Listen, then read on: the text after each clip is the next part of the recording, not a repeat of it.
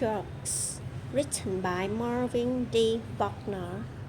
Focus question: what do trucks carry? Connections, writing and art. Which truck from the book is your favorite? Why? Draw a picture and write about it.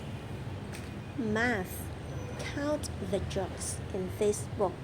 Then sort the trucks into groups based on their size, what they carry, and so on. Some trucks carry mail. Some trucks carry animals. Some trucks carry garbage. Some trucks carry logs. Some trucks carry cement. Some trucks carry ice cream. Some trucks carry cars. Some trucks carry drugs.